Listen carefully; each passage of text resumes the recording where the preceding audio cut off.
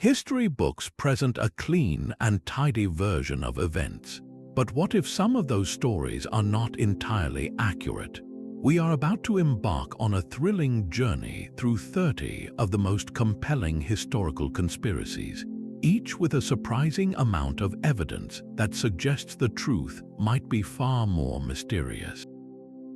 You will discover the hidden clues and unsettling questions surrounding famous events that continue to puzzle experts. Was a famous shipwreck actually a massive insurance scam? Did a beloved celebrity take secrets to her grave that powerful people wanted buried? By the end, you will have a completely new perspective on the past. Does our accepted history rest on a foundation of lies? The official story of President Kennedy's assassination is a single, solitary gunman firing from a textbook depository window. Yet from the moment those shots rang out in Dealey Plaza, that clean narrative began to unravel. The medical evidence itself tells a chaotic story. Doctors at Parkland Hospital described a massive exit wound in the back of the president's head, suggesting a shot from the front, not the rear. The famous Zapruder film seems to show Kennedy's head being thrown violently backward, as if struck by a bullet coming from ahead of his limousine. This alone points to the terrifying possibility of a second shooter, a crossfire on that tragic day. Then there are the witnesses, dozens of them, who reported smelling gunpowder and hearing shots originating from the infamous grassy knoll, a small hillock directly in front of the motorcade. Many of these individuals were later pressured to change their statements, their testimony brushed aside to fit the lone gunman theory. Adding to the sinister atmosphere are the strange characters captured in photographs and films from that day. One man, standing alone on the curb, opens and closes a black umbrella repeatedly in the bright sunlight, just as the president's car passes. This so-called umbrella man has never been adequately explained. Was it a signal? Was it something more? Nearby, another man is seen rushing up the grassy knoll immediately after the shooting, only to vanish when authorities arrive. These oddities are not just curiosities. They feed into the larger, more disturbing question of who exactly had the motive to orchestrate such a public execution. The list of potential conspirators is long and deeply unsettling. Consider the geopolitical climate. Kennedy had angered powerful factions within his own government. The Central Intelligence Agency was furious over the failed Bay of Pigs invasion and his perceived softness on Fidel Castro's Cuba. Cuban exiles felt betrayed by the president. Meanwhile, the mafia, which had allegedly helped Kennedy get elected, was being aggressively prosecuted by his brother, the Attorney General. Any one of these groups had the means, the motive, and the cold-blooded resolve to remove a sitting president. When you combine these powerful enemies with the glaring inconsistencies in the official investigation, the altered autopsy reports, and the mysterious deaths of key witnesses in the years that followed, the lone gunman theory begins to feel less like a conclusion and more like a carefully constructed cover-up. The death of John F. Kennedy remains an open wound in the American psyche precisely because the full truth seems to have been buried with him. From the dark suspicions surrounding a presidential assassination, we turn to a conspiracy that reaches for the heavens themselves. Just a few years after the tragedy in Dallas, the entire world watched as humanity took its first steps on another world. But for many, the grainy black and white broadcast of Neil Armstrong descending the lunar ladder was not a triumph of science but the ultimate cinematic deception. The notion that the Apollo moon landings were faked is perhaps the most famous conspiracy theory of all time, built upon a foundation of photographic anomalies that, at first glance, seem inexplicable. Skeptics point first to the American flag planted firmly in the lunar soil. In the footage, it appears to wave and flutter as if caught by a breeze. How could this be possible in the vacuum of the moon, a place with no atmosphere and therefore no wind? The explanation, however, is not a secret. The flag was designed with a horizontal rod to hold it fully extended to make it photogenic for the cameras. When the astronauts struggled to plant it into the tough lunar surface, they twisted and moved the pole, causing the rigid flag to ripple and sway. This motion, once initiated in the low gravity, continues for much longer than it would on Earth, creating the illusion of a breeze that simply is not there. Then there is the sky itself. The photographs from the lunar surface show a deep, stark blackness, completely devoid of stars. If you were standing on the airless moon, would you not be greeted by the most spectacular starfield imaginable? The reason for their absence lies in the camera settings. The lunar surface is incredibly bright, bathed in unfiltered sunlight. To capture the details of the astronauts, the lunar module, and the landscape, the cameras had to use very fast shutter speeds and small apertures. These settings are perfect for well-lit subjects, but they are completely inadequate for capturing the faint light of distant stars. It is the same reason you cannot see stars in the background of a photograph taken on a bright, sunny day on Earth. The lighting in the Apollo images presents another puzzle. Shadows fall in multiple directions and do not appear perfectly parallel. Critics argue this proves the scene was lit by multiple studio spotlights, not a single distant sun.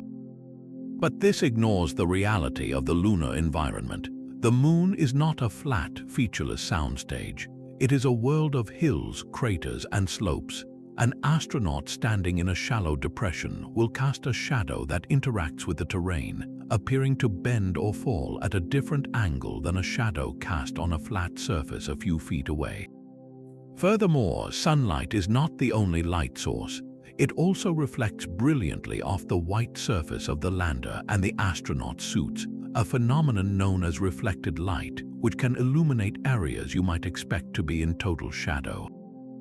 But why would anyone believe that thousands of scientists, engineers, and astronauts would participate in such an immense fraud? The motive, theorists suggest, was the ultimate prize, the Cold War. Beating the Soviet Union to the moon was a matter of national pride and global prestige. The pressure was immense and the fear of failure was paralyzing. Could that pressure have driven the American government to stage the entire endeavor, creating a cinematic victory where a real one was too risky or too difficult? While the motive is understandable, the scale of the deception is its own best refutation. The Apollo program employed over 400,000 people. Not one credible whistleblower has ever emerged with concrete proof of the hoax. More importantly, the Soviet Union, with its vast intelligence network and every incentive to expose an American fraud, was meticulously tracking the entire mission. They never disputed that Apollo 11 reached the moon. Their silence speaks volumes. The moon landings were a monumental human achievement, yet the questions persist, a testament to the enduring power of doubt when faced with the truly extraordinary. A ship sailing into a trap is one of the oldest stories in naval warfare. But what if the trap was not set by an enemy, but by the very nation the ship called home? This is the chilling accusation at the heart of the conspiracy surrounding the RMS Lusitania. In the spring of 1915, the luxurious ocean liner was a proud symbol of British maritime power. Yet on May 7th, a single German torpedo sent her to the bottom of the Celtic Sea, taking nearly 1,200 souls with her. The official story was simple, a brutal act of unrestricted submarine warfare by a barbaric enemy. But behind that tragedy lies a web of strategic calculations that suggests the Lusitania was not an innocent victim, but a deliberate pawn in a much larger game. At the time, the United States remained stubbornly neutral in the Great War, a fact that caused immense frustration in London. The British Admiralty, led by the ambitious First Lord of the Admiralty Winston Churchill, was desperate to bring America into the conflict. What better way to galvanize American public opinion than a shocking attack on a civilian passenger ship carrying hundreds of American citizens? The theory posits that Churchill and his colleagues knowingly allowed the Lusitania to sail into a known danger zone, stripped of its military escort precisely to create such a provocation. The evidence begins with the ship's cargo. Officially, the Lusitania carried only passengers and general merchandise. However, its manifest, released long after the fact, listed mysterious items like 4,200 cases of rifle ammunition and over 1,000 cases of empty shell casings. This was contraband of war, and according to the rules of naval engagement at the time, transporting such materials on a passenger liner stripped it of any protected status. The Germans had even published warnings in New York newspapers, explicitly stating that vessels flying the British flag were liable to destruction in the waters around the British Isles. The Admiralty's actions in the days leading up to the sinking are deeply suspicious. The Lusitania's captain received multiple warnings about U-boat activity along the Irish coast. Yet, the Admiralty did not provide a destroyer escort for the final, most dangerous leg of the journey. In fact, the escort vessel assigned to protect the liner, the HMS Juno, was mysteriously recalled to port just as the Lusitania entered the submarine's hunting grounds. Even more telling are the communications that suggest the Admiralty was actively tracking the German submarine U-20, the very boat that would fire the fatal torpedo. They knew a predator was lying in wait, yet they allowed their most famous passenger liner to sail directly into its path. The strategic outcome was exactly what the most hawkish members of the British government could have hoped for. The sinking caused international outrage. Newspapers portrayed it as an act of pure evil, and the tide of American public opinion turned decisively against Germany. While the United States did not declare war for another 2 years, the Lusitania became a powerful symbol of German aggression, a rallying cry that paved the way for eventual American intervention. Was this a tragic coincidence of war, or a coldly calculated sacrifice of innocent lives for a geopolitical objective? The ship's manifest, the withdrawn escorts, and the strategic timing all point toward a conclusion far more sinister than a simple maritime disaster. The deep sea holds its secrets, but so does the military research that sails upon it. During the dark days of the Second World War, a project was rumored to be so revolutionary, so terrifying, that its very existence was denied for decades. This is the legend of the Philadelphia experiment. The story centers on a naval destroyer escort, the USS Eldridge. According to persistent accounts, in October of 1943, the ship was docked at the Philadelphia Naval Shipyard for a radical test. Scientists, allegedly working from the theories of Albert Einstein, sought to use powerful electromagnetic fields to bend light around the vessel, rendering it completely invisible to enemy radar and even the naked eye. But when they activated the massive generators, something went catastrophically wrong. Witnesses described a greenish fog enveloping the Eldridge. The ship did not just become difficult to see, it allegedly vanished entirely from its berth in Philadelphia, only to rematerialize moments later, hundreds of miles away in the waters near Norfolk, Virginia. The goal of radar invisibility had seemingly been surpassed by the science fiction concept of physical teleportation. The true horror of the experiment, however, was its effect on the crew. Men who served aboard the Eldridge were said to have suffered unimaginable consequences. Some were found fused directly into the metal hull of the ship, their bodies merged with the steel in a state of living agony. Others suffered from severe radiation burns or debilitating mental illnesses. Most disturbingly, some crew members were reported to have phased in and out of existence, a condition described as becoming unstuck in time, leaving them in a permanent state of psychological terror. Where did such a detailed and chilling story originate? The primary source is a single man, Carl Meredith Allen, who wrote a series of anonymous letters to an astronomer and author in the 1950s. Allen claimed to have witnessed the entire event from a nearby merchant ship. His accounts, filled with technical jargon and vivid descriptions, became the foundation of the legend. Skeptics, however, point out that Allen was a known fabulist with a history of mental instability, and his story is riddled with inconsistencies. the United States Navy has always flatly denied the experiment ever took place. They state that the USS Eldridge was not even in Philadelphia on the alleged date, providing ship logs that place it in New York Harbor. They attribute the entire story to a combination of mistaken identity, the misinterpretation of routine degaussing procedures used to protect ships from magnetic mines, and pure, unadulterated science fiction. Yet the conspiracy endures. Why would such a specific and complex tale take such a firm hold in the public imagination if there was not a grain of truth? Theorists argue that the military had every reason to bury a failed and horrific experiment that cost the lives and sanity of American sailors. The pursuit of a technological superweapon, a literal invisibility cloak, would have been the ultimate prize during a global war. Is it so hard to believe that such research was attempted, with disastrous results that were then covered up at the highest level? The Philadelphia experiment lives on as a cautionary tale, a story where the quest for an ultimate weapon collided with forces humanity did not fully understand, leaving behind a legacy of mystery and a haunting question about the true price of scientific ambition. Her death certificate reads suicide, a tragic end for a beloved Hollywood icon. But the scene inside her Brentwood home on that August night in 1962 told a story so full of contradictions that it has fueled suspicion for more than half a century.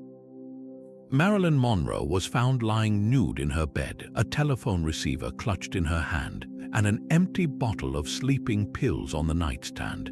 The official narrative was that she had swallowed a massive overdose of Nembutal, a barbiturate.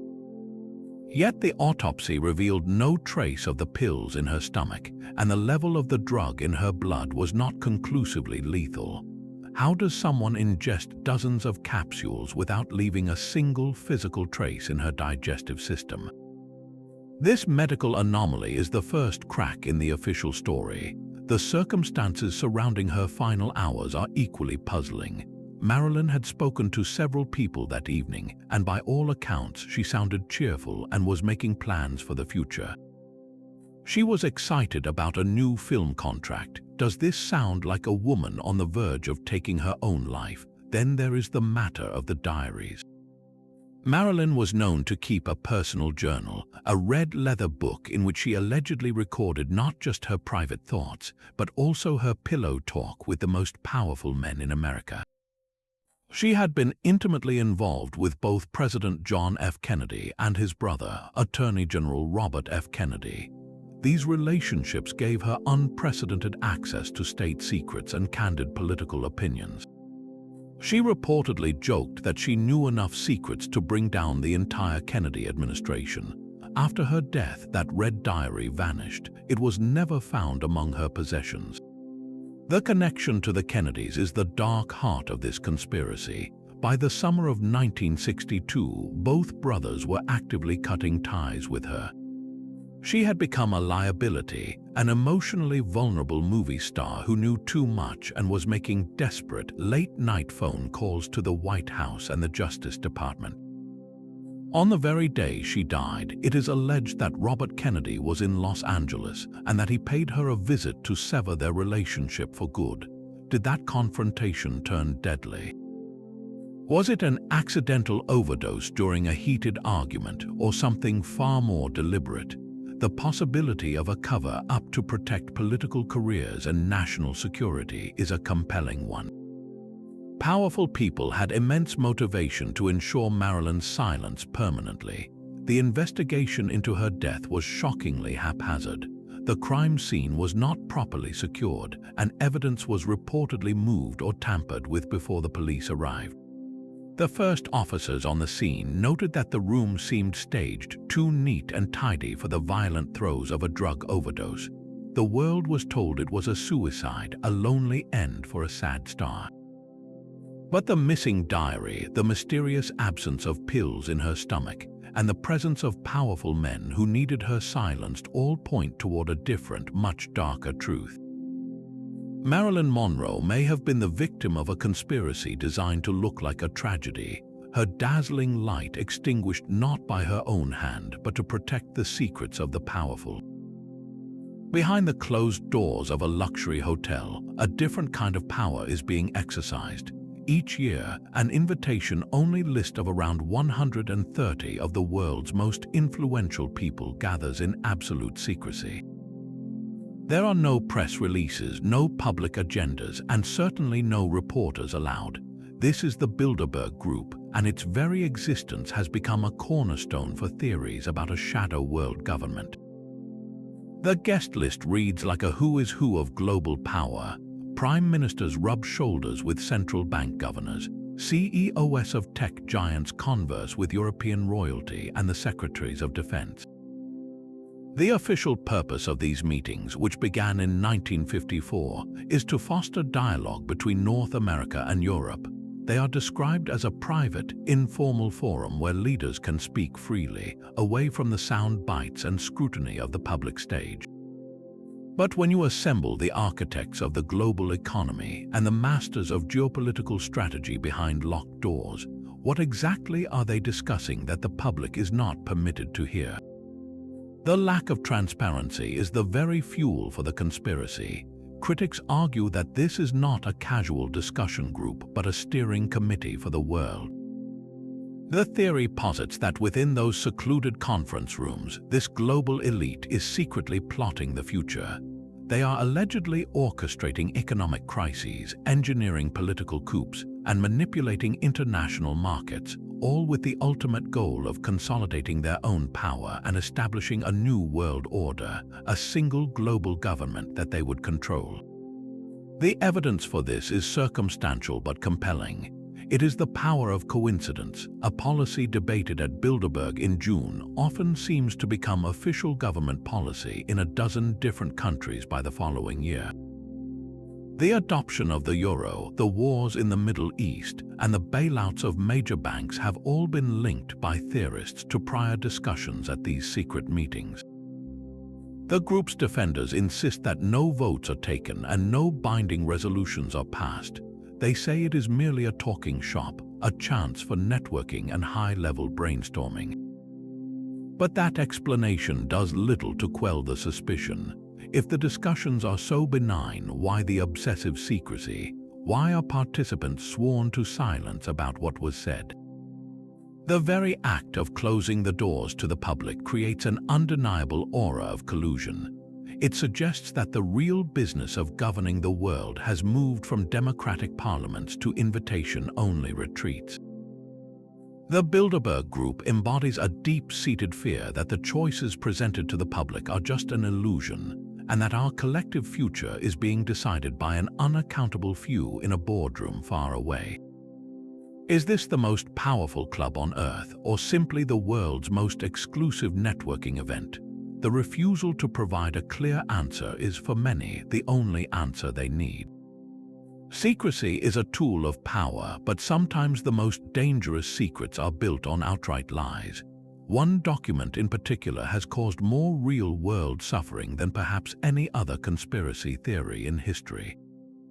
It is a text so thoroughly debunked, so completely exposed as a forgery, that its continued existence is a testament to the stubborn power of hate. Its name is the Protocols of the Elders of Zion.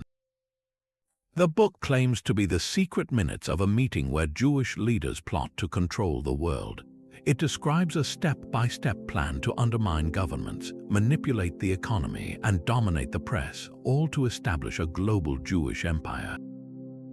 The narrative is chilling, a perfect blueprint for a shadow takeover, but its origins are not in any secret society. They are in the shadowy offices of the Okhrana, the Tsarist Russian secret police, around the turn of the 20th century. Facing rising discontent from the public, the regime needed a scapegoat, a common enemy to unite people against. Their agents plagiarized and cobbled together this hateful text from several different sources, most notably a French political satire that criticized Napoleon III and never mentioned Jewish people at all. The forgers simply replaced the villain of that story with a fictional Jewish conspiracy, creating a weapon of mass deception. The lie found its most powerful amplifier in the 1930s. The Nazi Party seized upon the protocols as a cornerstone of their propaganda machine. They presented it as factual evidence to justify their escalating persecution of Jewish people. It was cited in speeches taught in schools and used to inflame public opinion, creating a pseudo-intellectual justification for unspeakable horrors. Even after the war, when the truth of the Holocaust was laid bare, the document refused to die. It has been continuously reprinted and distributed across the globe, from the Middle East to the United States, often by those who know it is a fake but see its value in radicalizing followers and sowing division. How does a known forgery maintain such a powerful grip on the human imagination? The answer lies in its structure. The protocols provides a simple, singular explanation for all of the world's complex problems. Economic hardship, political instability, social change, it is all the work of a hidden, all-powerful enemy. This narrative is seductively simple, offering clarity in a confusing world and absolving people of the difficult task of understanding real, multifaceted causes. Its legacy is a poison that has seeped into the foundations of countless modern conspiracy theories. The idea of a small cabal of elites pulling the strings from a secret room, a concept central to so many theories today, can trace its lineage directly back to this Tsarist forgery. It is a dark reminder that a lie, repeated often enough, can take on a life of its own, outliving its creators and continuing to fuel hatred long after the truth has been exposed. A lie can fuel hatred for a century, but a secret can rot a community from within. In the 1980s, a storm of addiction and violence swept through American cities, with crack cocaine at its terrifying center. The official story was one of supply and demand, of ruthless drug gangs and failed social policies. But in 1996, a Pulitzer Prize-winning journalist named Gary Webb published a series of articles that pointed the finger of blame in a shocking new direction, all the way to the Central Intelligence Agency.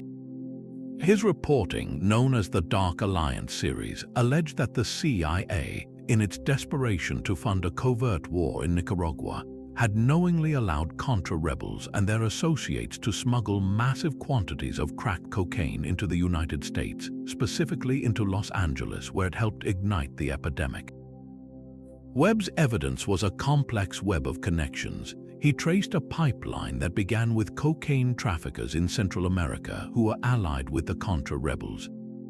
These traffickers, he reported, were given a free pass by the CIA, which was aware of their activities but looked the other way because the profits from selling the drugs in America were being funneled back to fund the war. The drugs allegedly entered the country through networks in California, where they were distributed by street gangs and converted into the cheap, highly addictive rock form known as crack. This was not just a matter of the CIA failing to stop drug dealers. Webb argued it was an active, if indirect, partnership. The agency's need for money created a perverse incentive. To keep the Contras armed and fighting, a war Congress had explicitly forbidden from funding. The CIA turned a blind eye to a criminal enterprise that would poison its own nation's cities. The public and political reaction was volcanic. For African American communities that had been devastated by the crack crisis, the series confirmed their deepest suspicions that their suffering was not an accident but a deliberate act of policy. The government's response, however, was a masterclass in damage control. The CIA and other federal agencies launched their own internal investigations. Their final reports admitted that the agency had worked with unsavory characters and had known about some drug trafficking, but they found, in their own words, no direct evidence that the CIA as an organization engaged in drug trafficking or encouraged its assets to do so.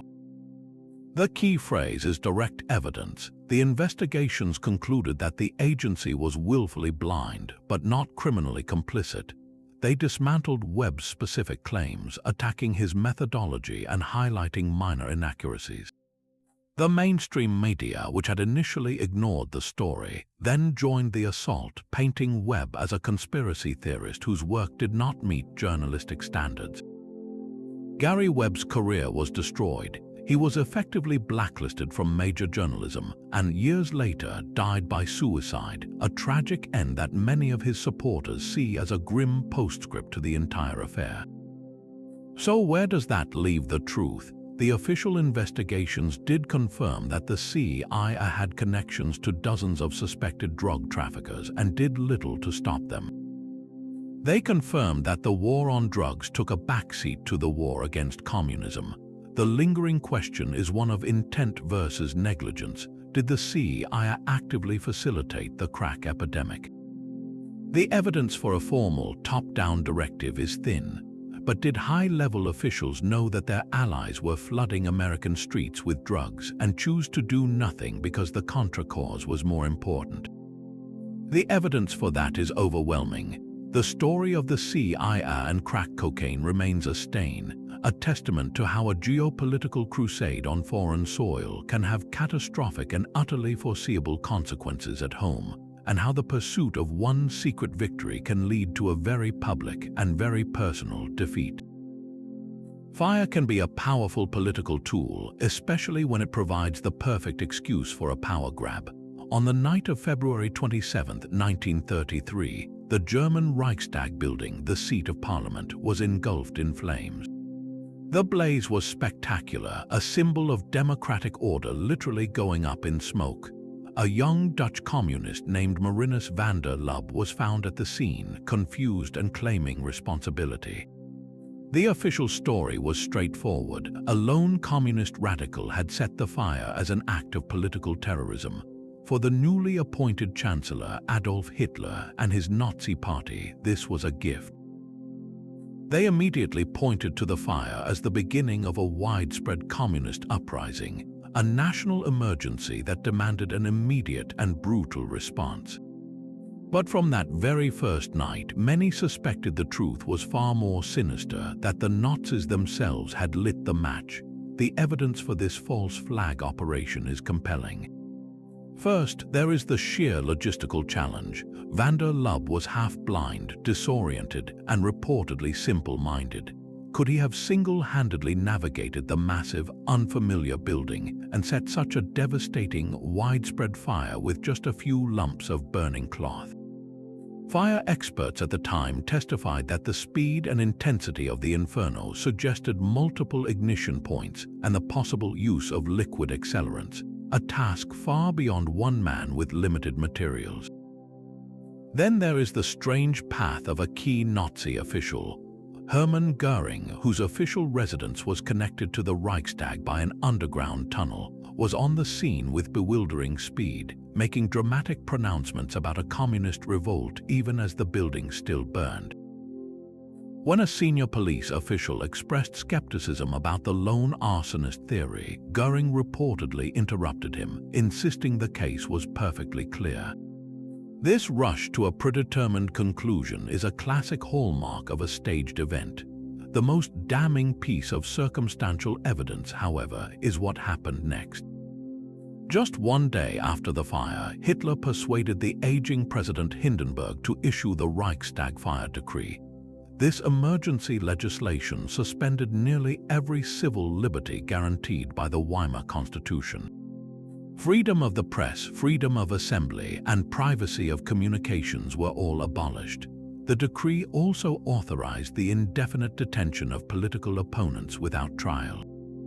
The Nazi paramilitary forces, the SA and SS, now had the legal cover they needed to round up thousands of communists, social democrats, and other critics, throwing them into the first concentration camps.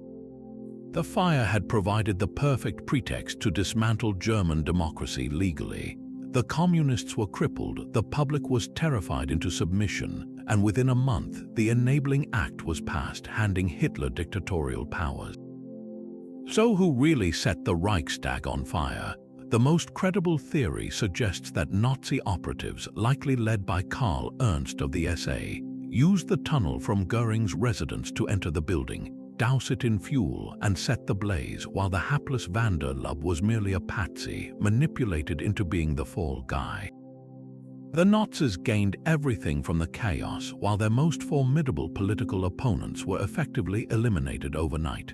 It was a masterstroke of political manipulation, using terror to justify the creation of a police state. The Reichstag fire stands as a dark lesson in how a single dramatic event, whether engineered or simply exploited, can be used to extinguish the lights of liberty for an entire nation. The murder of Abraham Lincoln was far more than the act of a single fanatical actor. While John Wilkes Booth fired the fatal shot, the web of intrigue surrounding that night suggests a conspiracy with tendrils reaching into the highest levels of the United States government. The official story names Booth and a handful of co-conspirators, but many historians point to strange inconsistencies and mysterious gaps that hint at a much larger plot, one designed not just to kill a president, but to fundamentally alter the future of the nation. At the center of this theory is a powerful and unlikely suspect, the man who was ostensibly in charge of hunting down Lincoln's killers, Secretary of War Edwin Stanton. Stanton was a radical Republican who believed Lincoln was being too lenient with the defeated South. He favored a much harsher plan for Reconstruction, one that would punish the former Confederacy and radically reshape its society. Lincoln's vision was one of reconciliation with malice toward none, with charity for all. Stanton and his allies saw this as a dangerous weakness. The president's death removed the primary obstacle to their punitive agenda. The mechanics of the assassination itself raise profound questions. How did Booth, a well-known actor, manage to evade multiple security checkpoints at Ford's Theater so easily? The one guard assigned to the president's box had inexplicably left his post. More curiously, the entire Washington, D.C. police force seemed to be deployed elsewhere that night, leaving the city strangely vulnerable. Most tellingly, a crucial piece of evidence, a page from the diary of John Wilkes Booth detailing his contacts, was removed by Stanton himself and only presented at the trial after it had been altered. Why would the man leading the investigation tamper with the most important document in the case? The trial of the conspirators was a rushed and secretive military tribunal, not a public civilian court. 8 people were convicted for their roles in the plot and 4 were hanged, but the proceedings were shrouded in secrecy and key witnesses were never called. Most suspicious of all was the fate of one of the accused, John Surratt. He was a known Confederate spy and a close associate of Booth, deeply involved in the initial kidnapping plots against Lincoln. Yet when he was finally captured, his trial ended in a hung jury and the charges were eventually dropped.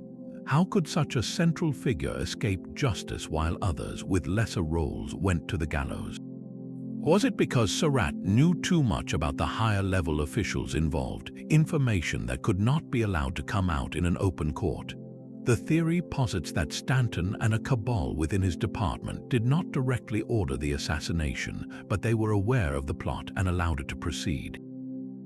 They may have even manipulated events to ensure its success, seeing Lincoln's death as a tragic but necessary step to achieve their political goals. By removing the compassionate Lincoln, they cleared the way for the harsh Reconstruction that would dominate the next decade. The assassination of Abraham Lincoln, therefore, may not have been the end of the Civil War, but its final, secret battle, a coup staged from within the very government that had just won the war. The shock of a surprise attack can also be a carefully orchestrated political weapon. For decades, a troubling question has haunted the history of World War II. Did President Franklin D. Roosevelt know the Japanese were coming for Pearl Harbor? The theory suggests that top American officials had deciphered enough intelligence to see the attack looming on the horizon, yet they chose to let it happen. Their alleged motive was as simple as it was ruthless. They needed a devastating, unifying shock to shatter American isolationism and finally drag a reluctant nation into a global war. The evidence for this claim begins with a secret American victory that remained hidden from the public for years. Codebreakers in Washington had successfully cracked Japan's primary diplomatic cipher, a system they called Purple. This gave the United States a priceless window into the intentions of the Japanese government through their messages to embassies around the world. In the weeks leading up to December 7, 1941, the traffic in these intercepted messages, known as magic, became increasingly ominous. They spoke of relations rupturing and of deadlines. One famous dispatch sent to the Japanese embassy in Washington was instructing diplomats to burn codes and destroy cipher machines, a classic precursor to hostilities. Most tellingly, a final message was to be delivered to the American Secretary of State at 1 p.m. Washington time on December 7th. This was in effect a declaration of war. Because of delays in decoding and typing, it was not delivered until well after the bombs had started falling, but the timing of its intended delivery is crucial. 1 p.m. in Washington was 7:30 a.m. in Hawaii, a full hour and a half before the first Japanese plane appeared. If this message had been understood and relayed immediately, it could have provided a critical warning. Then there is the strange case of the three aircraft carriers. The USS Enterprise, Lexington, and Saratoga, the most valuable ships in the Pacific Fleet, were all miraculously absent from Pearl Harbor on the day of the attack. They had been sent out on unrelated missions days earlier. Meanwhile, the older, slower battleships, which would become the primary targets, were all neatly lined up in the harbor, sitting ducks for the Japanese bombers. Was this merely a fortunate coincidence, or a deliberate calculation to sacrifice outdated ships while preserving the Navy's crown jewels for the future war? The official investigations concluded that the disaster was a colossal intelligence failure, a tragedy of miscommunication and bureaucratic silos where different agencies failed to connect the dots. They argue that while individual pieces of the puzzle were in American hands, no single person or office had the complete picture to understand what was coming. Yet the question of motive remains powerfully compelling. Roosevelt and his inner circle were certain that America needed to enter the war to stop the Axis powers. But the American public and a powerful isolationist movement in Congress were fiercely opposed. A poll in October of 1941 showed that 80% of Americans were against declaring war on Germany. The president was trapped. He needed an attack so blatant, so enraging, that it would unite the nation overnight. A sunk fleet and thousands of dead American servicemen provided exactly that catalyst. The next day, a previously divided country spoke with one voice demanding war. So, was Pearl Harbor a genuine intelligence catastrophe, or was it a devil's bargain, trading lives for a cause its architects believed was righteous? The broken codes and the repositioned carriers create a shadow narrative that challenges the official story of a sleeping giant caught completely unaware, suggesting that some in Washington may have heard the alarm but chose to hit the snooze button. The clues were hidden in plain sight, waiting for a generation raised on symbolism to find them. A bizarre rumor swept through the global youth culture in 1969, whispering a terrifying secret. Paul McCartney, the beloved bassist of the Beatles, was dead. The official story was that he was alive and well, but a legion of fans became convinced that the man they saw on album covers and heard on records was an imposter, a carefully selected double named William Campbell. The theory claimed Paul had died in a gruesome car crash in the early hours of a November morning in 1966, and that the Beatles and their management, fearing the end of the band, had chosen to cover it up with an elaborate, ongoing hoax. The evidence for this was not in news reports but encoded within the band's own art. It began with the album cover for Abbey Road. The four Beatles are captured striding across a zebra crossing, but their procession looks more like a funeral march. John Lennon, dressed in white, leads the way as the spiritual figure. Ringo Starr follows in a somber black suit, the mourner. Then comes George Harrison in denim, the casual gravedigger. And finally, Paul McCartney, out of step with the others, barefoot and holding a cigarette in his right hand, even though the real Paul was famously left-handed. To the conspiracy-minded, this was a clear depiction of a pallbearer's procession, with Paul as the corpse.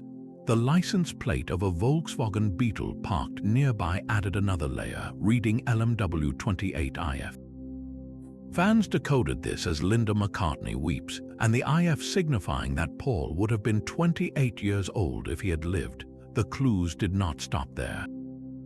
When you played certain songs backwards, a practice known as backmasking, you could allegedly hear ghostly messages.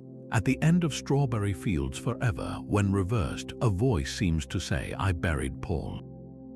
John Lennon later claimed he actually said cranberry sauce, but the mystery had already taken root.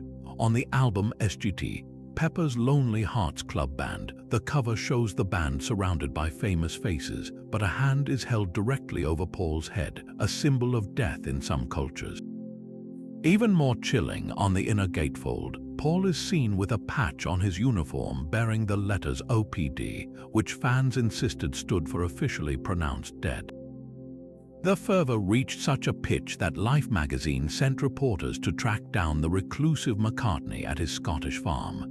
The resulting cover story featured a very much alive Paul, but it did little to quell the true believers. They argued that the man in the photographs was a convincing double, his features altered slightly by plastic surgery, his voice mimicked through studio trickery. This phenomenon reveals less about a potential cover-up and more about the powerful relationship between artists and their audience in the modern age. The Beatles were not just a band, they were a universe of their own creation, filled with allegory, psychedelic imagery, and inside jokes. Their fans were conditioned to look for deeper meanings in every chord and pixel. When Paul genuinely became more private after the band stopped touring, his absence created a vacuum, and that vacuum was filled with a story of epic tragedy and deception. The Paul is Dead hoax was a collective work of fiction, a puzzle constructed by millions of people who wanted to believe that their idols were not just musicians, but mythic figures whose story contained a secret, world-shattering truth. It was the ultimate fan theory, proving that sometimes the most compelling conspiracies are not about politics or war, but about the stories we tell ourselves to make sense of the icons we love. Another political assassination, another narrative that feels tragically incomplete. Just 2 months after the murder of Martin Luther King Jr., Senator Robert F. Kennedy was shot in the pantry of the Ambassador Hotel in Los Angeles. The world was told it was the work of a lone, fanatical gunman, Sirhan, who was captured at the scene with a smoking revolver. But the evidence from those chaotic moments paints a picture of a far more complex and sinister event. The official version states that Sirhan, standing directly in front of Kennedy, fired 8 shots from his .22 caliber pistol. Yet the autopsy revealed that Kennedy was killed by a single point-blank shot fired from behind, right behind his ear, with the bullet moving upward. This fatal wound is medically inconsistent with Sirhan's position. He was always in front of the senator, so who fired the bullet that actually killed Robert Kennedy? This question leads directly to one of the most compelling pieces of evidence in the case, the audio recording. A freelance journalist named Stanislaw Prosinski happened to be in the pantry with a live microphone. His tape captured the sound of the gunfire. When audio experts analyzed it decades later, they made a stunning discovery. The rhythm and number of the gunshots did not match Sirhan's 8-shot revolver. The tape clearly contained at least 10 and possibly as many as 13 distinct shots. This strongly suggests a second gun was fired that night. This gave rise to the prone gunman theory, the idea that a second assassin, positioned on a steam table behind Kennedy, fired the lethal shots while Sirhan served as a distraction in front. This would perfectly explain the fatal entry wound from behind. Witness testimony adds another layer of mystery. Multiple people reported seeing Sirhan with a young woman in a polka dot dress earlier in the evening. After the shooting, this woman was seen running from the pantry, laughing and exclaiming, "We shot him! We shot him!" Despite a massive manhunt, the woman in the polka dot dress was never identified or found. Was she a co-conspirator, a handler, or simply a phantom of the chaos? Then there is the enigma of Sirhan himself. His memory of the event is fragmented and hazy. He has no clear recollection of shooting Kennedy and has claimed he was in a trance-like state. This has fueled speculation about mind control. During the Cold War, the CIA's notorious MK-Ultra program was actively experimenting with hypnosis and psychoactive drugs to create programmable assassins, men who could carry out orders and later have no memory of their actions. Could Sirhan have been a victim of such a program, a patsy hypnotically triggered to act as a public shooter while the real killer worked from the shadows? The official investigation dismissed the extra shots as audio echoes and the polka dot woman as a case of mistaken identity.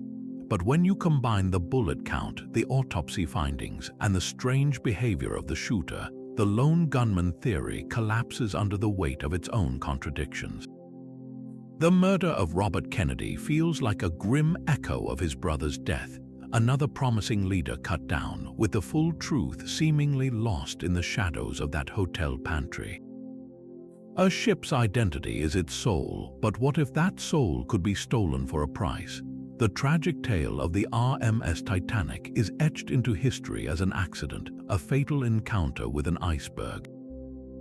Yet a compelling theory suggests this was no accident at all, but the coldly calculated execution of a massive insurance fraud. The conspiracy centers on the Titanic's nearly identical sister ship, the Olympic. Just a year before the Titanic's fateful voyage, the Olympic had been involved in a serious collision with a British warship. The damage was extensive, and the repairs would have been ruinously expensive for the ship's owner, the powerful J.P. Morgan, and his International Mercantile Marine Company. The insurance payout for the damaged Olympic would not cover the costs, but the insurance on a brand new, unsinkable ship, its sister the Titanic, would be a fortune. The theory posits a sinister switch. The damaged Olympic was secretly renamed and disguised to become the Titanic for its maiden voyage, while the real Titanic quietly assumed the identity of the Olympic. The plan was to deliberately sink the old, damaged ship, collect the massive insurance payout, and write off the loss as a tragic maritime disaster. The evidence begins with the ships themselves. While nearly identical to the public, crew members who worked on both vessels reported subtle differences. They noted that the enclosed promenade deck on the Olympic had windows that were evenly spaced, while on the ship that sank, the windows were irregular.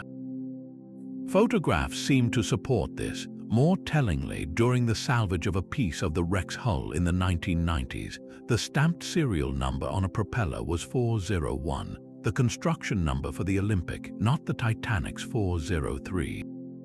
Could this have been a simple manufacturing error, or was it a ghost returning to claim its name? The passenger list adds another layer of mystery. At the last minute, several powerful and wealthy men cancelled their voyages. J.P. Morgan himself was scheduled to be on board but pleaded illness. Also cancelling were the financier Henry Morgenthau and the immensely wealthy Milton Hershey. Did these influential figures have inside knowledge that the voyage was not going to be a celebratory cruise but a planned catastrophe? Then there is the ship's speed. Despite multiple ice warnings, Captain Edward Smith maintained a dangerously high speed through a known ice field. The official explanation is that he was trying to set a crossing record. But what if his orders were not to set a record, but to ensure the ship hit an iceberg with enough force to sink, creating the perfect, believable accident? The switch would explain the strange lack of binoculars in the crow's nest and the reported shortage of lifeboats, as a ship destined for a controlled scuttling would not need a full complement. The wreck of the Titanic now rests at the bottom of the Atlantic, a monument to over 1,500 lost lives. Were they victims of hubris and bad luck, or were they sacrificial pawns in a billionaire's scheme to salvage a failing financial empire? The icy waters hold the truth and the haunting possibility that the most famous shipwreck in history was not the Titanic at all. His death was as swift and shocking as one of his own lightning kicks. Bruce Lee, the man who redefined physical prowess, was gone at the age of 32. The official report was a tragic but simple medical anomaly. He had suffered a fatal cerebral edema, a swelling of the brain, triggered by an allergic reaction to a prescription painkiller for a back injury. Yet, for a figure who seemed to possess almost superhuman control over his body, this mundane explanation felt deeply unsatisfying. The circumstances of that afternoon in Hong Kong are layered with unsettling oddities. He was in the apartment of actress Betty Ting Pei discussing a film role. He complained of a headache, took a single tablet of the painkiller Equagesic, and laid down for a nap. He never woke up. Why was no full autopsy performed on such a young, globally famous athlete? The rush to attribute his death to a simple allergy has always felt like a rushed conclusion, a convenient answer that closed the case on a life that was anything but simple. This void of clear information gave rise to several dark theories. One points directly to the Hong Kong triads, the powerful organized crime syndicates. Bruce Lee was a superstar, and with that fame came immense pressure and dangerous entanglements. He had reportedly received threats after refusing roles offered by figures with triad connections. His upcoming film, Game of Death, seemed to eerily foreshadow a violent end. Was his death not an accident but a professional hit, an assassination disguised as a medical event, perhaps through a poisoned pill? Another, more supernatural explanation points to the so-called Lee family curse. Bruce's own son, Brandon Lee, would be tragically killed on a movie set 20 years later by a prop gun misfire, an event so statistically improbable it feels like fate. Some believe an ancient curse was placed upon the family, dooming its most talented members to early, violent deaths. The most esoteric theory, one that resonates with his martial arts legacy, is the concept of a delayed death touch. This is the idea that a precise, specialized strike to a vital point can disrupt the body's energy flow, causing no immediate damage but leading to death hours or even days later. Could Bruce have secretly sustained such an injury during a private training session or an unseen altercation, with the effects only manifesting later that day? The truth is, Bruce Lee was a revolutionary force, a man who broke barriers and challenged established norms, both in cinema and in martial arts. He made powerful enemies and delved into physical and philosophical realms far beyond the understanding of conventional medicine. His death, occurring at the absolute peak of his powers and global influence, seems too perfectly timed, too poetically tragic to be a simple allergy. It feels like the final, unresolved scene of one of his own movies, leaving us to wonder if the greatest fighter in the world was ultimately defeated not by a villain he could see, but by shadows he never knew were there. A remote mountain pass holds the scene of a mystery that defies all logic.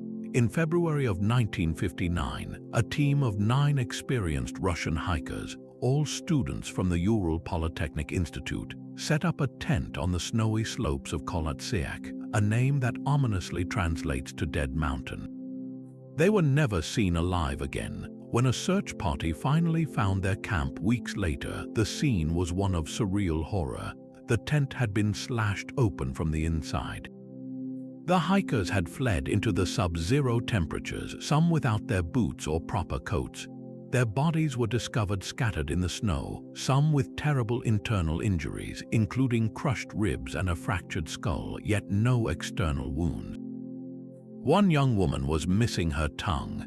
The official Soviet investigation concluded they had all died from a compelling natural force, a phrase so vague it only deepened the mystery.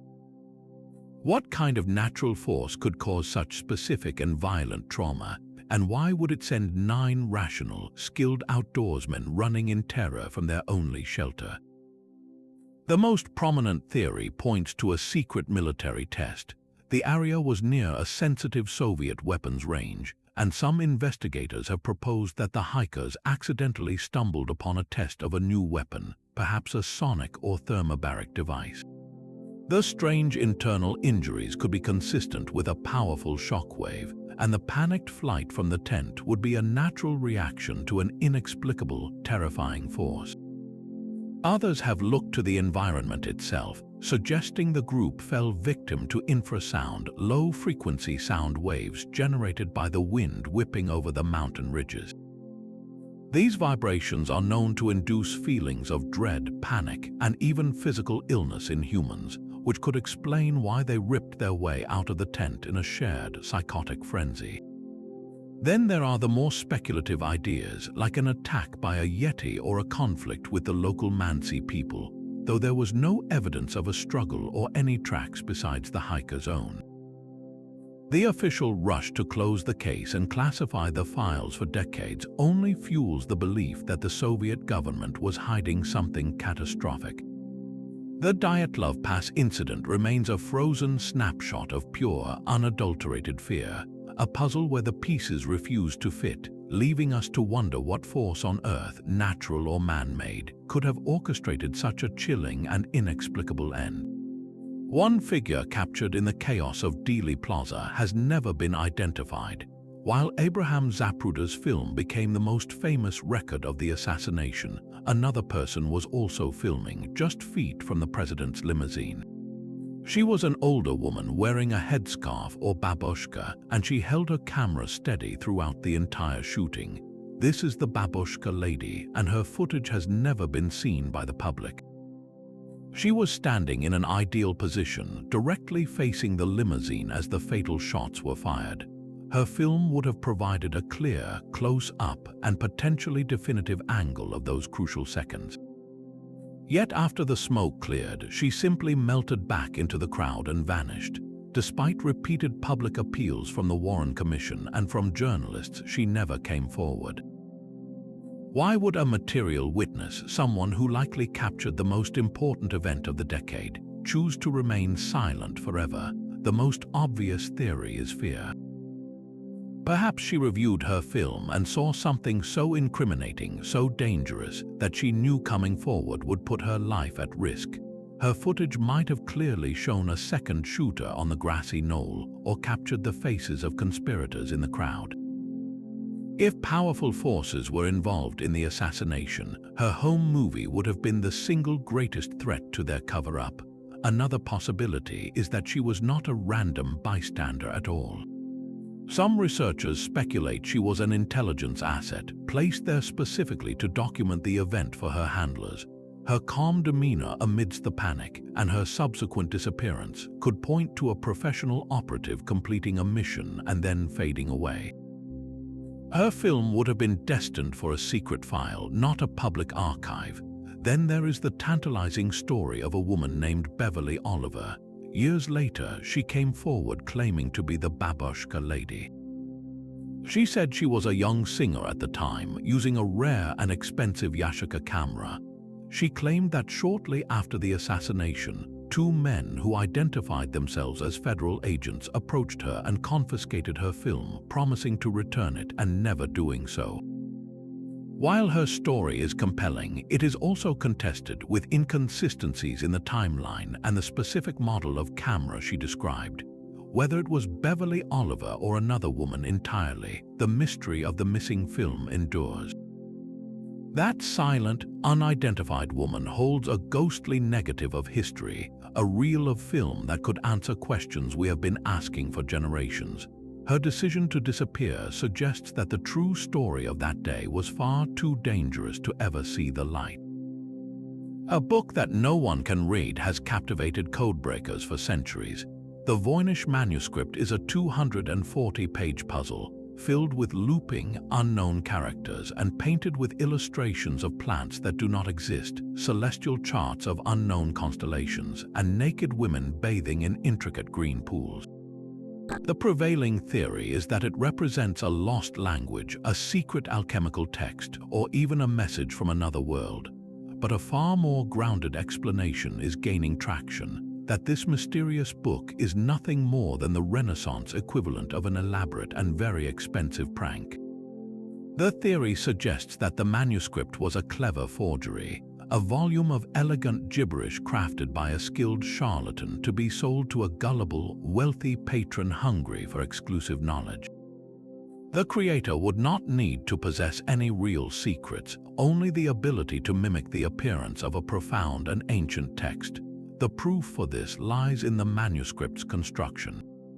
Modern carbon dating has confirmed that the vellum pages date to the early 15th century, and the inks are consistent with that period. This proves it is an old object, but not that its contents are meaningful. A forger of that era would, of course, use materials of the correct age. The real evidence emerges from a computational analysis of the manuscript's text.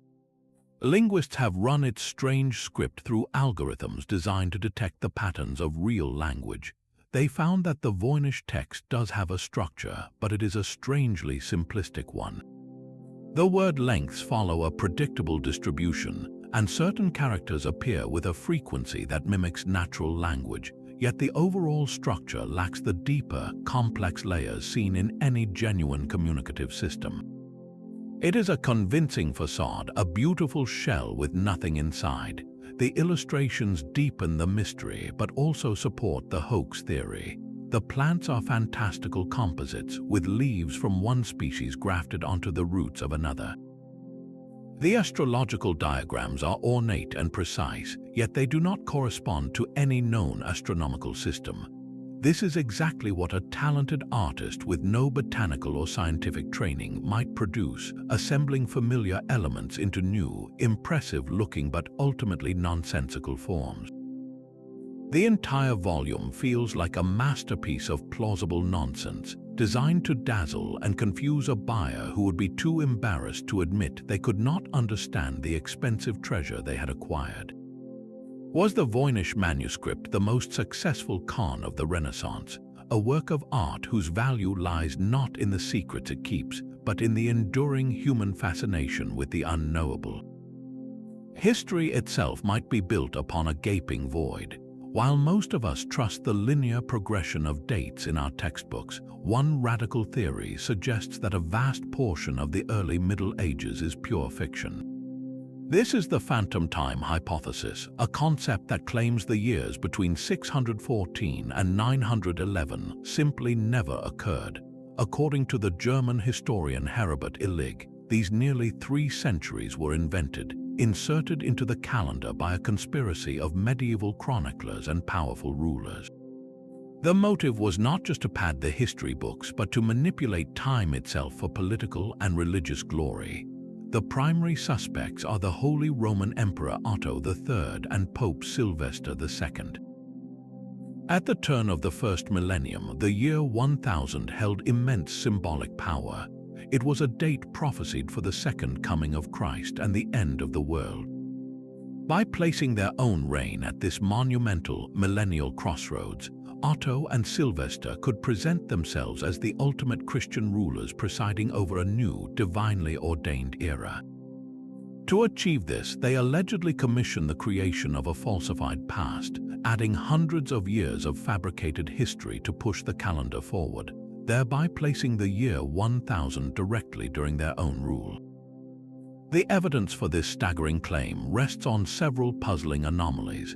Illig points to a perceived lack of archaeological evidence from this period that meets the expected volume for 300 years of human activity. He also highlights architectural styles that seem to evolve too slowly and astronomical discrepancies. For instance, the descriptions of eclipses and other celestial events from this era do not always align perfectly with modern computer models that track planetary motion backwards through time. If nearly 3 centuries were artificially inserted, it would throw off these precise celestial calculations. The theory further questions the reign of the legendary Charlemagne, suggesting his vast empire and lengthy rule were exaggerated or even invented wholesale to fill this phantom time. If true, this would be the greatest cover-up in human history, a lie so vast it reshaped our entire perception of the past. But could such a deception really hold? Mainstream historians offer a powerful rebuttal. They point to well-documented events outside of Europe that perfectly bridge this supposed gap. The rise of Islam, the Tang dynasty in China, and the Byzantine Empire all have continuous, verifiable histories that align with the standard timeline, creating an unbroken chain of evidence that stretches across the globe.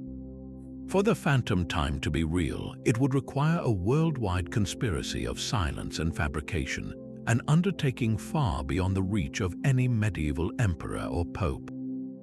So did we lose 300 years, or is this hypothesis a fascinating testament to our own desire to find patterns and secrets in the messy tapestry of history? The very idea forces us to confront a profound question: how much of our past is solid ground, and how much is a story we have all agreed to tell? The Central Intelligence Agency had more reason than most to want John F. Kennedy gone. The official story of a lone communist gunman offered a convenient and tidy conclusion, but the trail of dead witnesses and silenced voices points toward a far more powerful architect. The agency's animosity was born in the swamps of Cuba.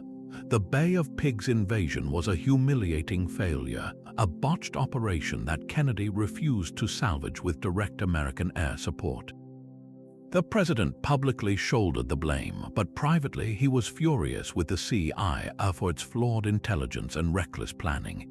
He reportedly told a close aide that he wanted to splinter the CIA into 1,000 pieces and scatter it to the winds. This was not just a policy disagreement, it was an existential threat.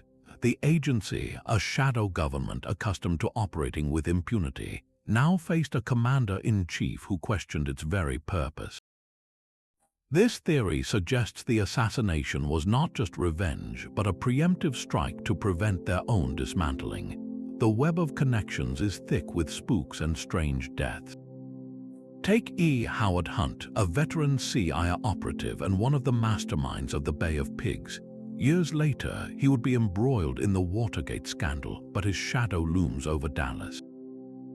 Hunt's own son later stated that his father was in Dallas on the day of the assassination, a claim Hunt initially denied before offering cryptic, shifting stories. Even more compelling is the figure of David Morales, a high-level CIA paramilitary officer known for his brutal efficiency. Morales was a man who spoke in threats.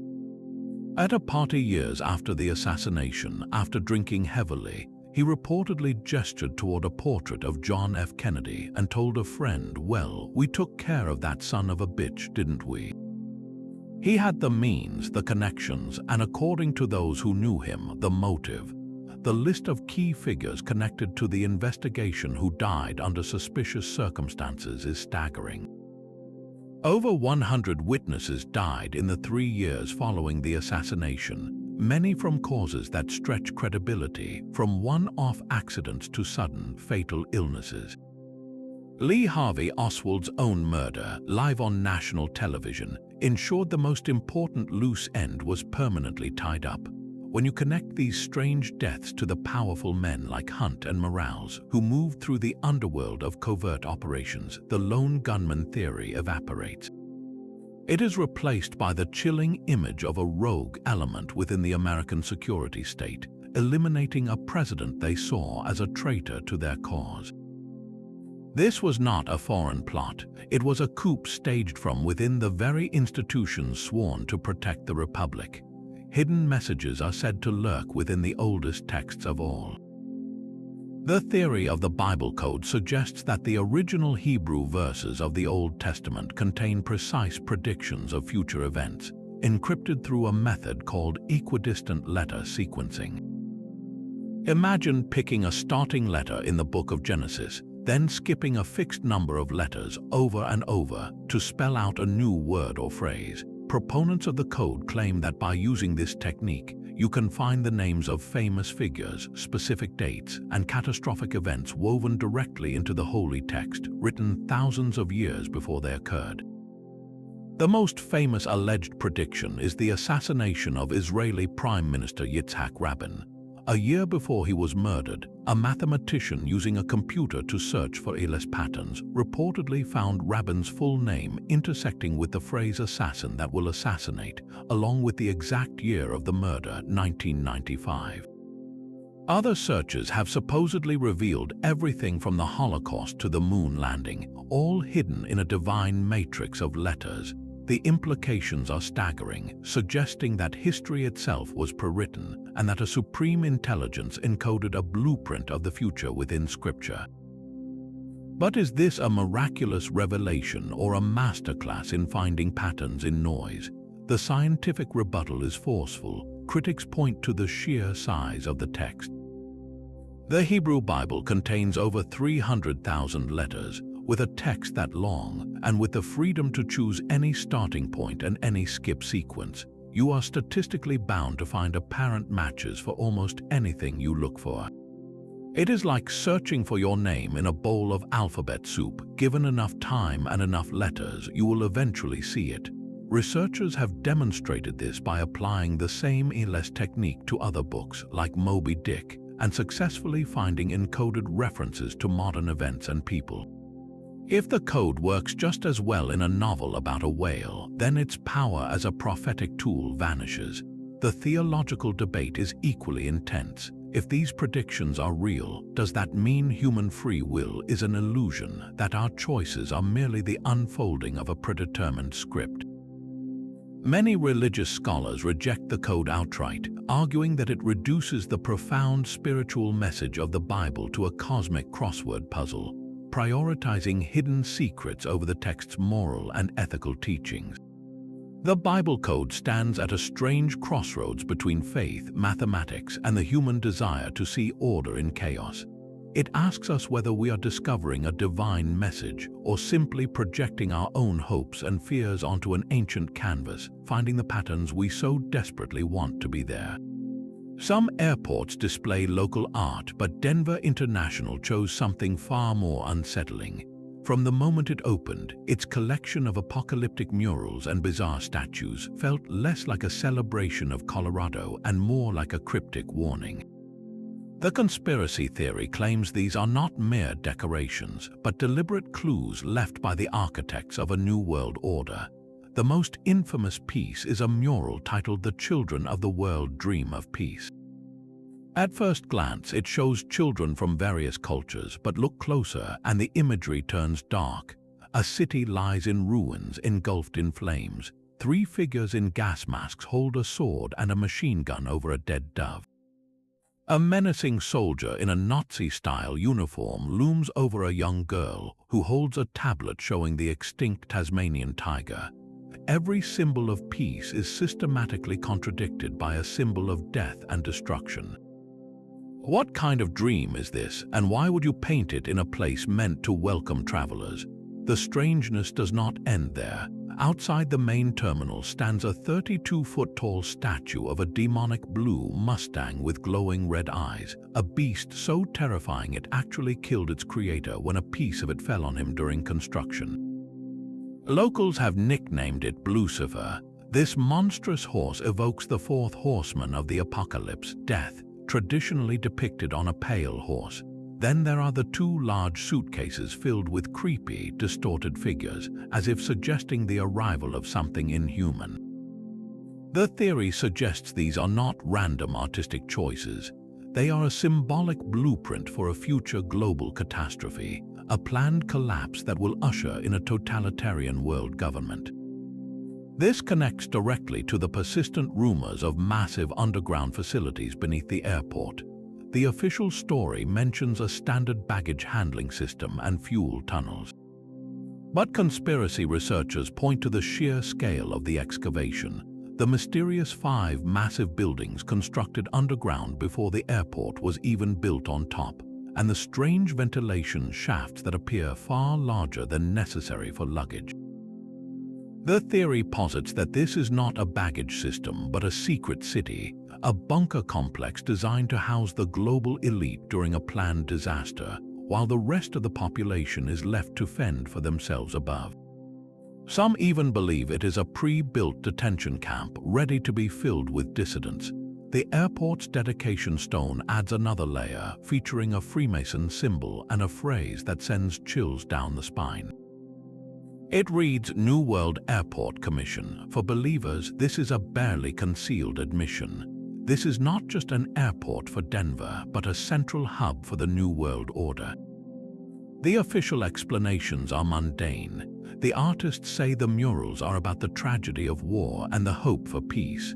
The Blue Horse is a tribute to the wild Mustangs of the West. The underground space is for baggage and trains, but in a place built for clarity and transit, why choose art that is so universally disturbing and open to such dark interpretations? Is it a colossal case of bad taste, or is it a deliberate trail of breadcrumbs, a prideful display of a hidden agenda meant to be understood only by those in the know?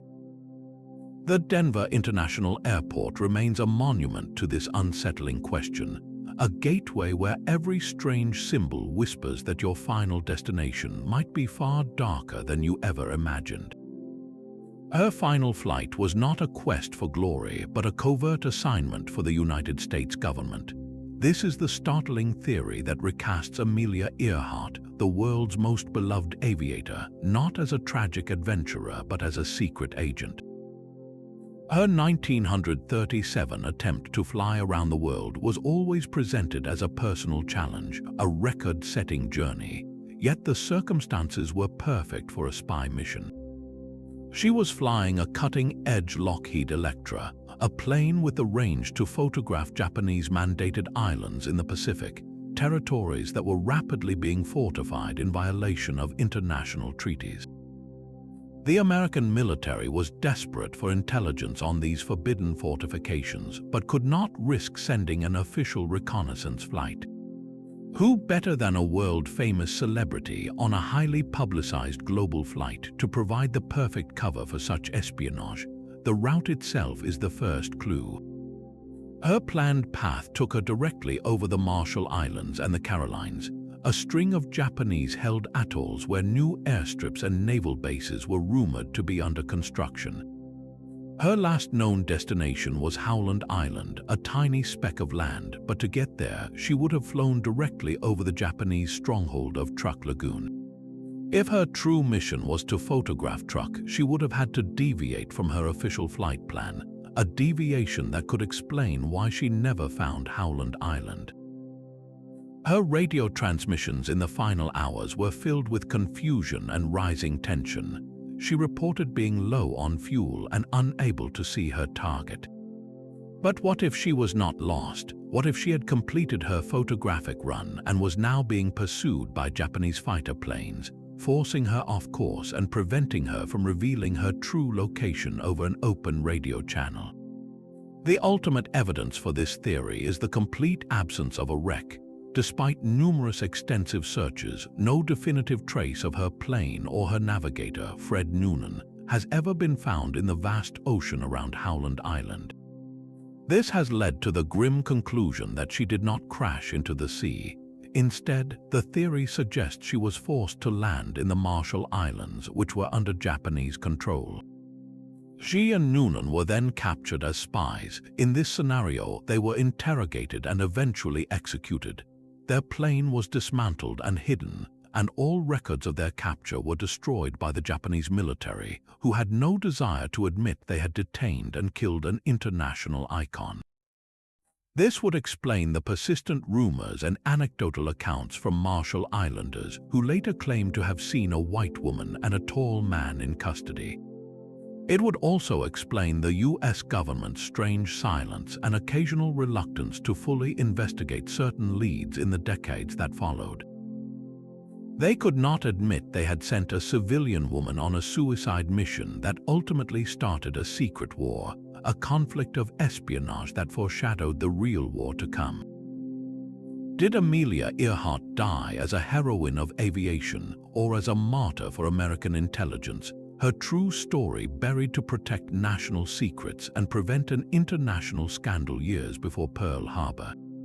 The water flowing from your own kitchen tap might be part of a grand, invisible experiment. Few conspiracy theories are as pervasive or as personal as the belief that water fluoridation is a tool for mass mind control. The official story is one of public health triumph, that adding trace amounts of fluoride to drinking water dramatically reduces tooth decay, a simple and effective measure for stronger teeth. But the alternative narrative paints a far more sinister picture, one where this chemical is not a health aid, but a pacifying agent designed to keep the population docile, compliant, and easier to govern. The origins of this fear are often traced back to the darkest chapter of the 20th century. Conspiracy theorists point to a controversial claim that the Nazi regime in Germany used fluoride in the water supplies of concentration camps. The alleged purpose was not dental hygiene, but to sterilize the imprisoned population and sedate them into a state of calm submission, making them easier to manage and less likely to rebel against their captors. While historians widely dispute the evidence for this specific Nazi practice, the connection took root in the paranoid climate of the Cold War. It was during this era that the theory truly flourished, finding its most powerful voice in a book titled The Crime of Poisoning the World's Water Supplies. The author argued that fluoridation was a communist plot to weaken the American populace, both physically and mentally, paving the way for a Soviet takeover. The logic was seductive in its simplicity. How could a substance used as a rat poison also be safe for human consumption in any amount? The very idea of a government mandating the addition of a chemical to something as essential as water felt, to many, like a fundamental violation of personal liberty.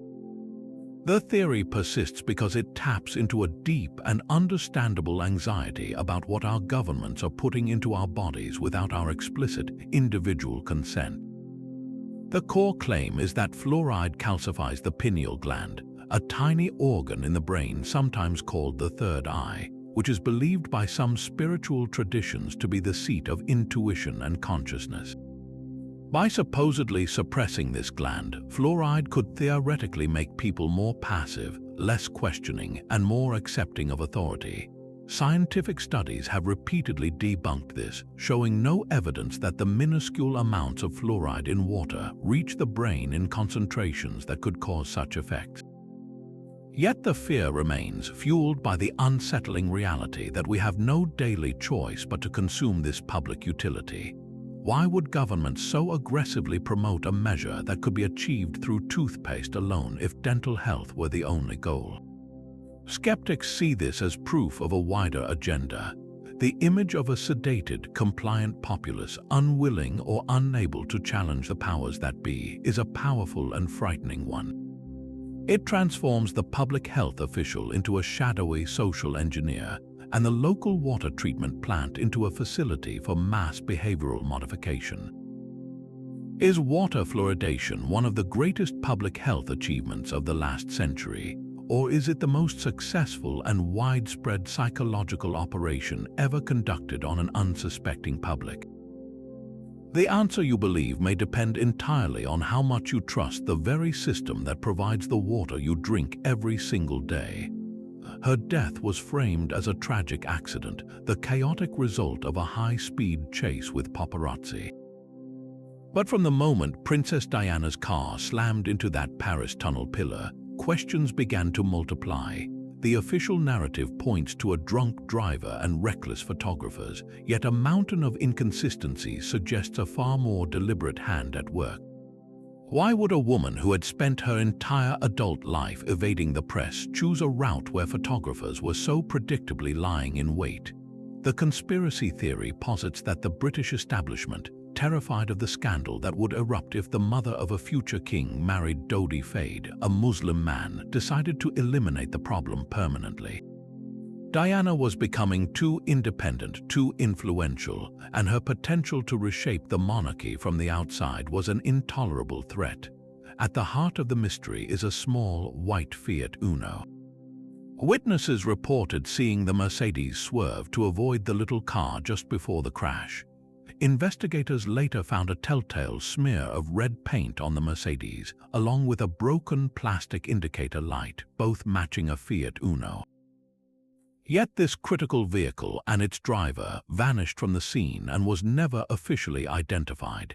How does a car involved in such a globally significant incident simply disappear without a trace, unless powerful forces were ensuring it remained hidden? The driver of that Fiat has been theorized to be an agent, his purpose to force the Mercedes into a precise and fatal trajectory.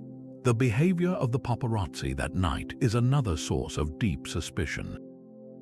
While they were certainly in pursuit, numerous reports indicate that among the pack of photographers on motorcycles were individuals who were not press at all, but rather professional operatives.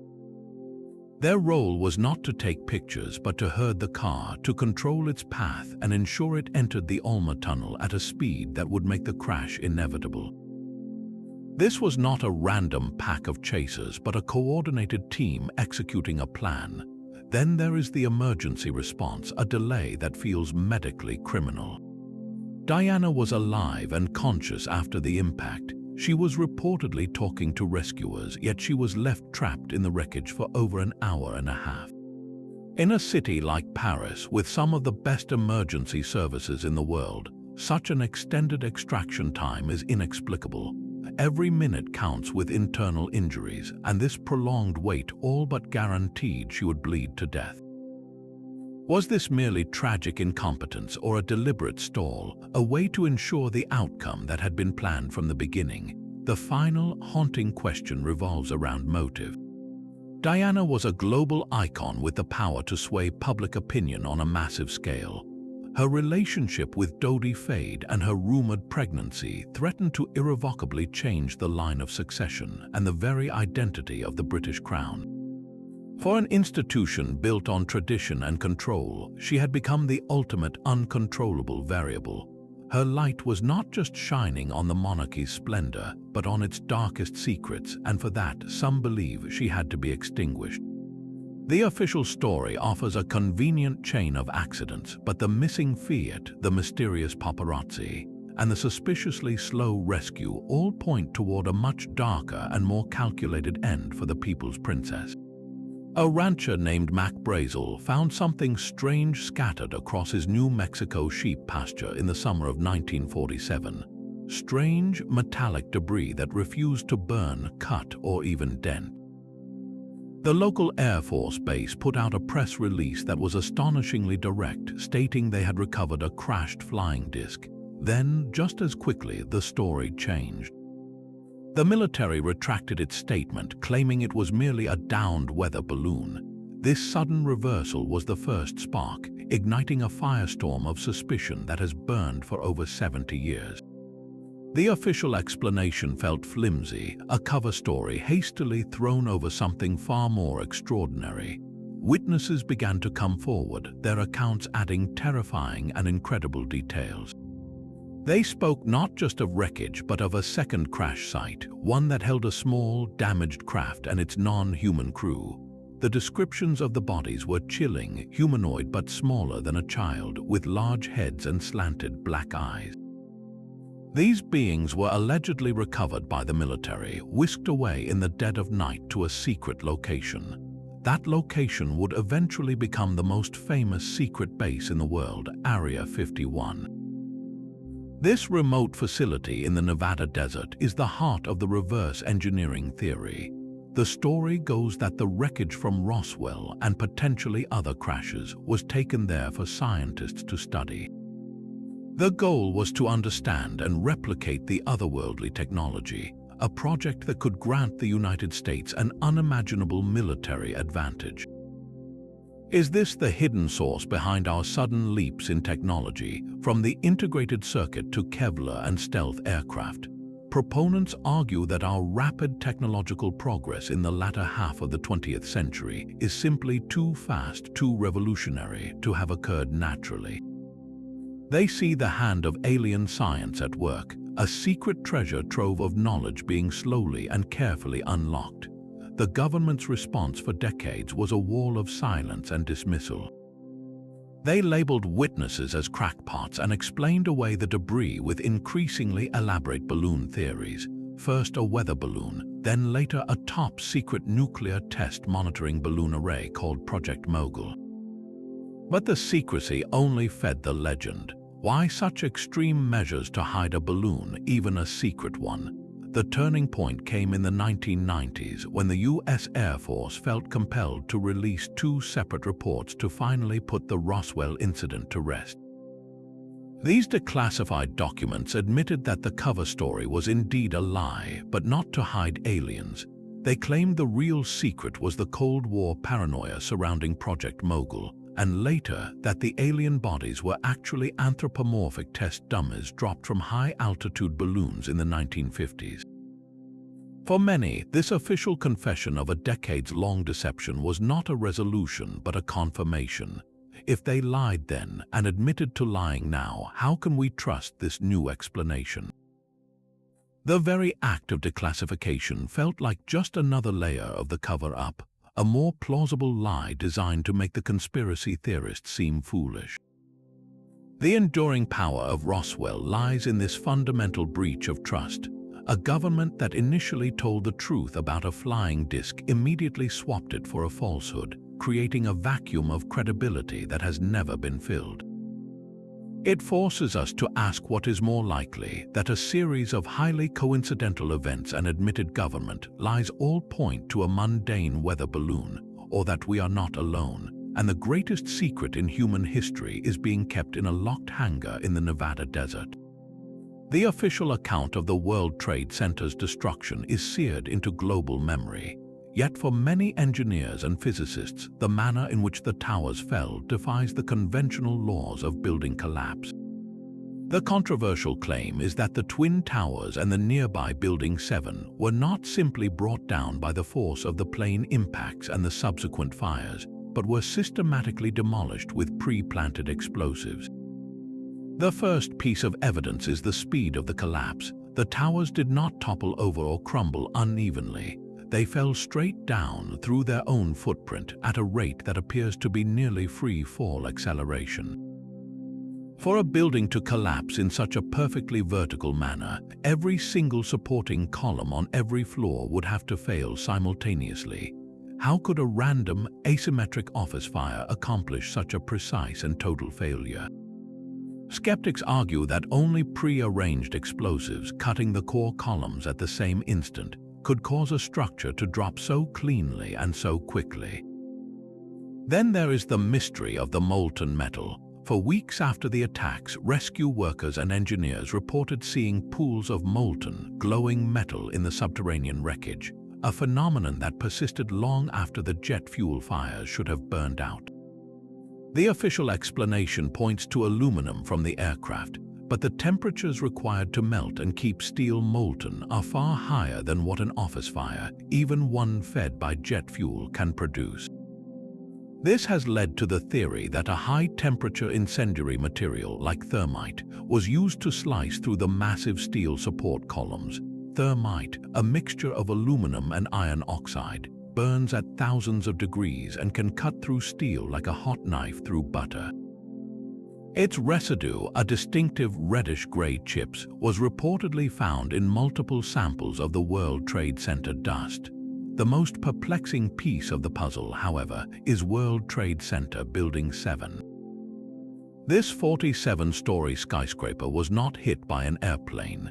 It sustained damage from falling debris and burned for hours in isolated fires. Yet at 5:20 in the afternoon, it collapsed in an eerily smooth, symmetrical descent, just like the Twin Towers. Building 7's fall was so perfectly executed that it was announced by news networks before it even happened.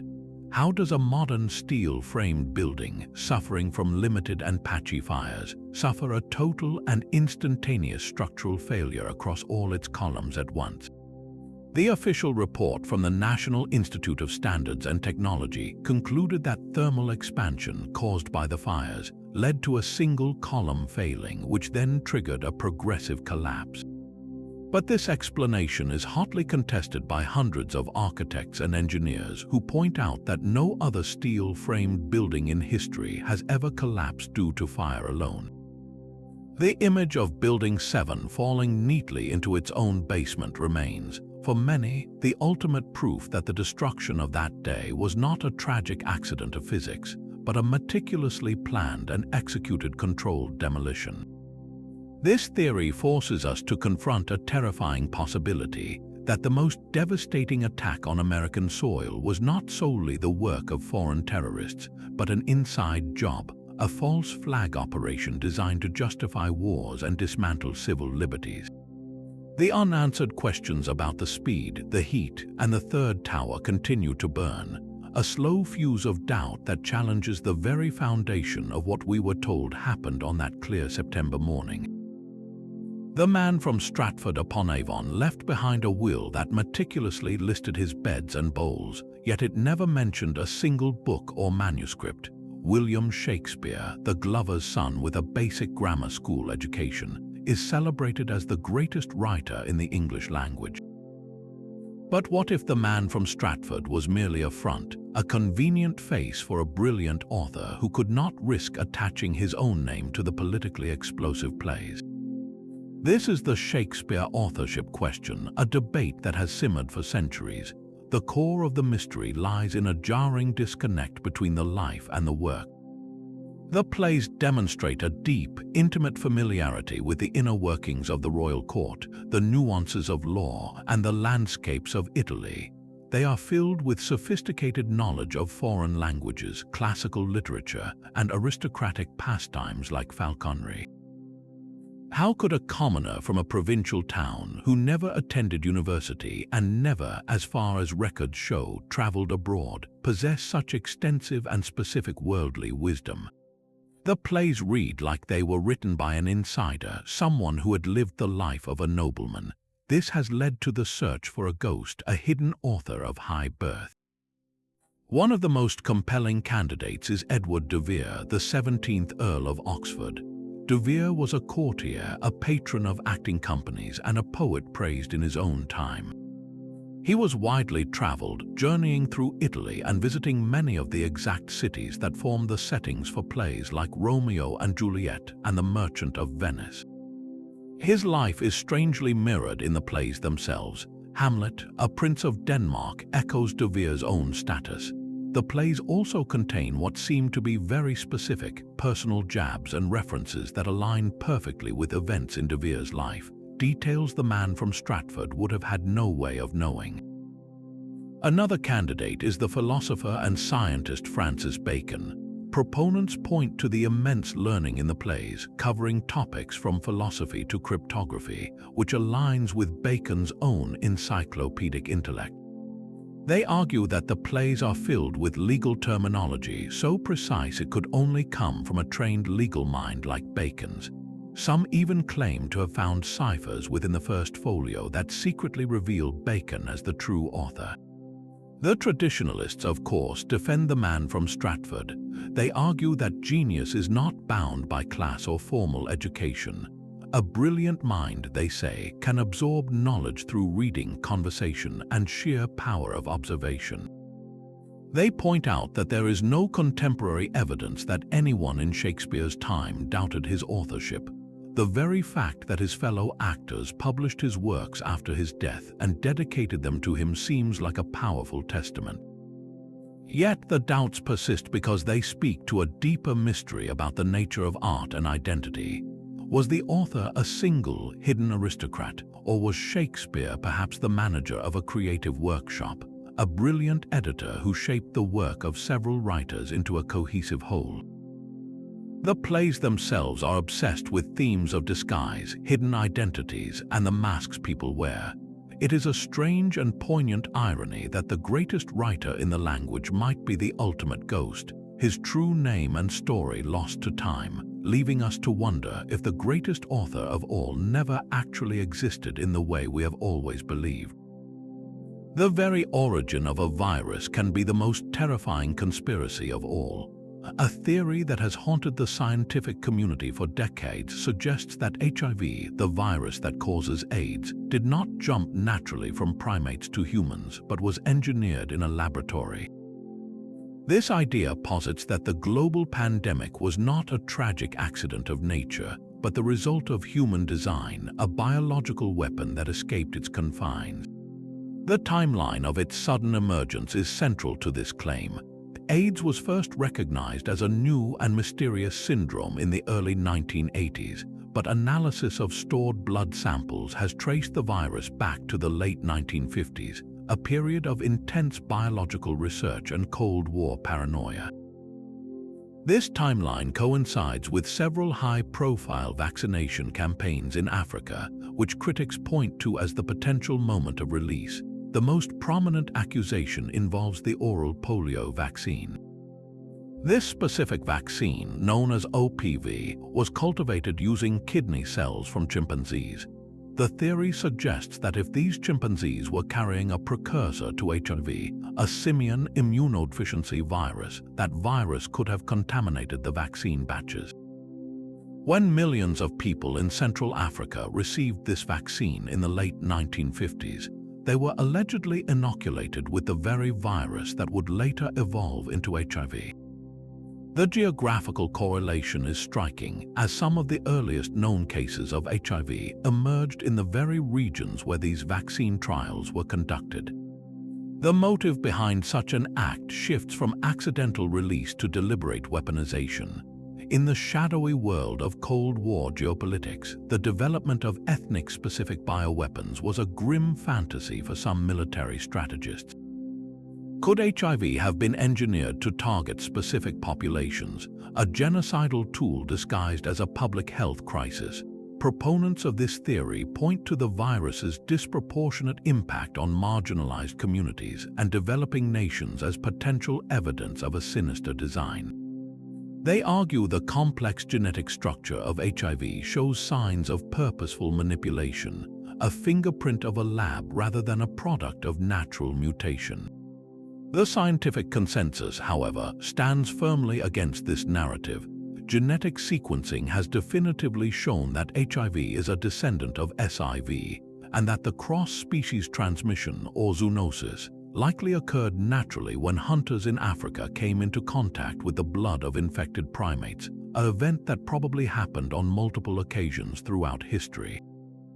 The contaminated polio vaccine theory has been largely debunked by genetic testing that shows the strains of SIV found in the chimp populations used for the vaccines are not the ancestors of the predominant strain of HIV that spread globally. Furthermore, the idea that scientists in the 1950s had the technological capability to engineer such a complex retrovirus is considered highly improbable. Yet the conspiracy endures, fueled by a justifiable distrust of governmental and pharmaceutical institutions. The initial slow response to the AIDS crisis, the stigma attached to its victims, and the astronomical profits made from subsequent drug treatments created a fertile ground for suspicion. This theory is less about the virology and more about the context, a dark reflection of our fears that the very institutions meant to protect us might be capable of unleashing, whether by hubris or by intent, our greatest nightmares. It is the ultimate conspiracy, the grand narrative that connects all others, the idea that every war, every financial crisis, and every cultural shift is part of a single centuries-old master plan. This is the theory of the New World Order, a secretive cabal of global elites working systematically to dismantle national sovereignty and erect a totalitarian one-world government in its place. The players in this shadowy drama are said to be the usual suspects: the Bilderberg Group, the Trilateral Commission, and the ever-mysterious Illuminati. But the theory argues these are not separate entities, they are different branches of the same ancient, powerful tree. Their alleged control is total, a silent stranglehold on the three pillars of modern society. They manipulate the global economy through central banks, engineering booms and busts to consolidate wealth and impoverish the masses. They own and control the mainstream media, using it not to inform but to program, shaping public opinion and manufacturing consent for their agenda. And they have infiltrated every major government, placing their puppets in positions of power to ensure that no matter who you vote for, the policy always ultimately serves their globalist vision.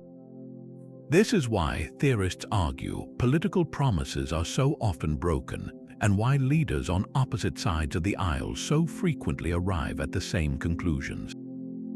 The choices are an illusion, a carefully managed spectacle to give the appearance of democracy, while the real decisions are made in closed-door meetings far from public view.